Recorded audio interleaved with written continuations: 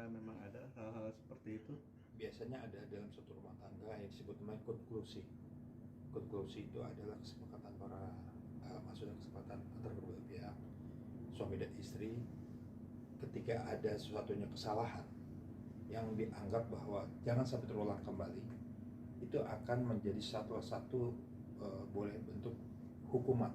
Bisa contohnya, kamu nggak boleh ngelakuin lagi ya. Sekali kamu lakuin lagi, aku tidak ada ampun. Saya tidak akan maafkan kamu, dan kita harus proses pengadilan. Itu kan sebenarnya konklusi namanya, sesuatu yang memang sudah kesepakatan gitu kan. Sudah dibicarakan. Betul, dibicarakan. Tetapi kadangkala kita menganggap remeh kesepakatan itu. Pusing, kesel, apa penting, pokoknya gue, ya kan, karena dia merasa tidak ada, mungkin dipikir nggak ada yang tahu. Padahal harus tahu, ketika seorang terpidana keluar dari penjara dalam kasus khususnya yang seperti kasus narkoba, dia akan diikuti terus. Diikuti bukan oleh siapa, oleh penegak hukum seperti polisi dan lainnya, untuk melihat apakah masih berhubungan atau tidak. Bukan berarti si polisi itu mencari-cari gara-gara, enggak. Memang artinya bahwa sebagai seorang bintang atau seorang artis, itu pasti ada salah satu yang boleh dibilang sesuatu yang sifatnya spesialis gitu, yang memang sesuatu yang memang beda dengan masyarakat umum. Kenapa? Karena memang salah satu target TO ini adalah artis-artis yang memang boleh dibilang yang punyai jejak digital.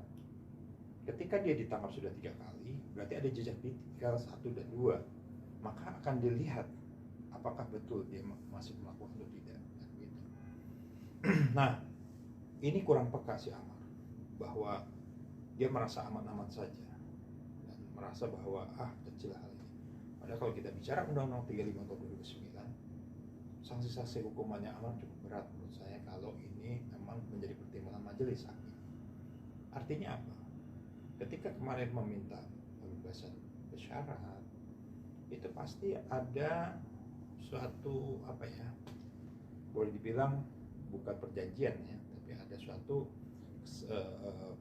pernyataan bahwa dia tidak akan melakukan mengulangi gitu. Dalam arti melakukan itu dengan menyatakan, mungkin artinya diberikan persyaratan dengan dasar punya etikat baik gitu ya.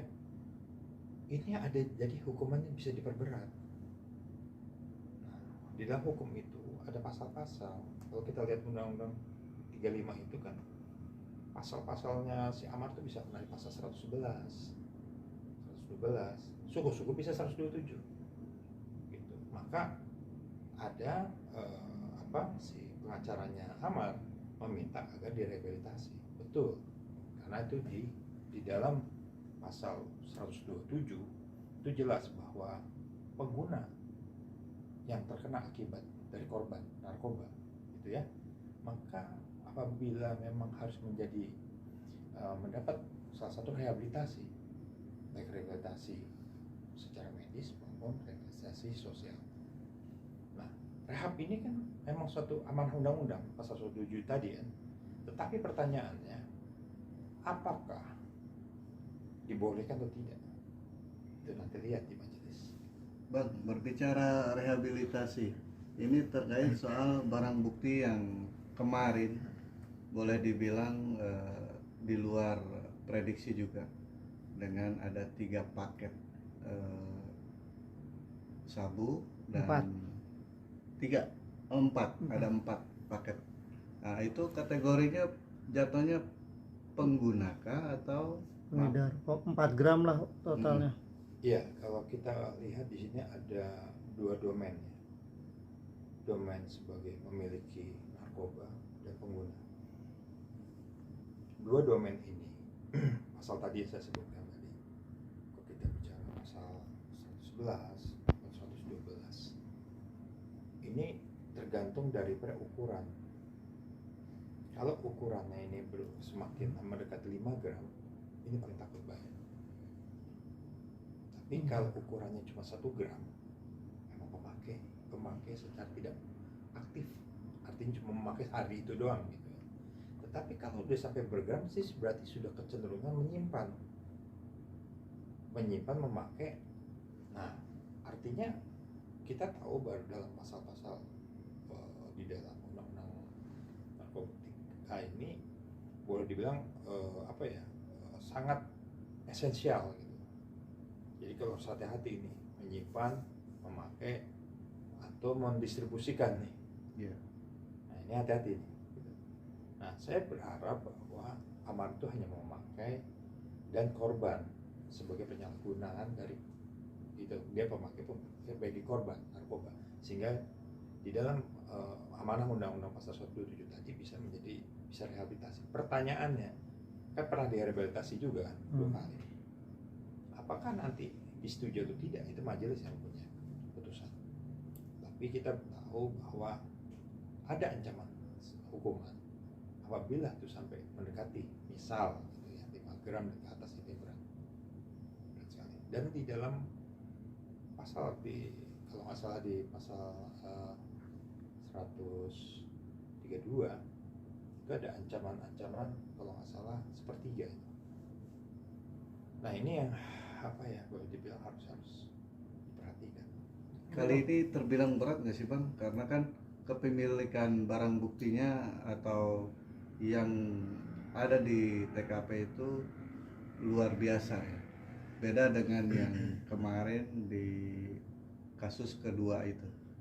Nah itu menilainya seperti apa? Menurut saya dalam kasus hal ini dia berat. Karena pertama pertimbangannya biasanya kalau sudah sekali 2 kali, ya tadi saya bilang itu menjadi atensi perhatian, tidak boleh melakukan lagi. Karena dia pada saat keluar itu kan pasti ada pembebasan bersyarat gitu kan, PB. Terus yang ketiga, rehabilitasi fungsinya adalah untuk mengobati. Berarti berhasil tidak mengobatinya pada saat dulu, atau hanya sekedar doang, kita nggak tahu. Nah ini harus diperhatikan bahwa nanti majelis memutuskan dalam suatu putusan ini mempertimbangkan pertimbangan majelis macam-macam. Yang kita harus perhatikan bahwa amar ini membawa 4 produk. 4 produk ini kan apakah termasuk yang mana nantinya? Kelas golongan apa? 1, 2, atau 3 saya nggak tahu. Tapi kalau golongan 1, golongan 2, golongan 3 beda-beda itu kan. Begitu. Bang, ini kan ada 2 barang bukti. Proses rehab yang dilakukan Amar kan bukan sekali 2 kali nih. Ini untuk ketiga kalinya nih. Rehab apa yang harus yang diberikan oleh Amar, Bang? Untuk supaya Amar ini bebas dari narkoba. Benar-benar bersih, sembuh. Tadi kalau kita melihat daripada pasal golongan 1, golongan 2 itu ganja dan sebagainya, ada ganja, metafin atau ganja, terus kedua semacam sabu gitu kan. Ancaman hukumannya sih memang sama-sama 4 tahun paling banyak, pemakai ya itu 12 tahun. Tetapi kita lihat daripada kelipatan beratnya ini, saya belum tahu ya, saya belum ngikutin beratnya sampai di mana dia. Kalau nggak salah ada 4 gram ya. 4 gram. 4 Sabunya. gram ini, sabunya berapa? Nah, apakah ini nanti dijadikan kumulatif atau tersendiri? Ini nggak bisa nih saya. Ini kan tergantung si penyidik kan. Nah, ketika ini yang berat ini, ancaman hukumannya ini cukup besar menurut saya. Ini bisa masuk dalam kategori 5 tahun. Kemarin kan ancaman hukumannya 4 tahun minimal kan gitu ya. Ini sudah nambah sepertiga. Katakanlah pakai minimal tambah sepertiga 5 tahun juga kan ke atas kan. Nah, tergantung nanti juga nih. Nah, menurut saya nanti pasti majelis memberikan sesuatu putusannya itu pertimbangan macam-macam. Ada beberapa apakah dikumulatifkan atau di sendiri nanti bisa kita lihat. Lalu yang kedua tentang rehabilitasi. Rehabilitasi itu sebenarnya bahwa pemerintah itu sudah punya rehabilitasi khusus narkoba, khususnya contoh untuk yang ada di rumah sakit Fatmawati ya, gitu kan. Itu kan ada ya kalau salah di rumah sakit itu untuk bagaimana orang-orang yang terkena narkoba ada rehab. Nah rehabnya ini bukan rehab formalistik, maksudnya gitu ya? Bukan formalitas doang. Iya. Artinya harus memang benar. rehab benar gitu. Jangan rehab hanya sekedar rehab nama rehab, tapi di dalam tidak rehab. Iya. Misal, saya nggak menuduh ya, tapi yang harus perhatikan bahwa rehabnya itu memang rehab benar, yang memang secara landasan legalitasnya benar, di dalamnya sumber daya orang-orangnya benar, lalu memang expert di situ, ahli dalam khusus merehab. Nah, mungkin di situ mungkin akan total ya.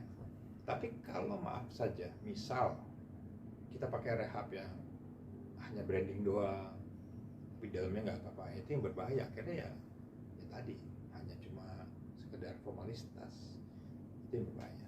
Bang, abang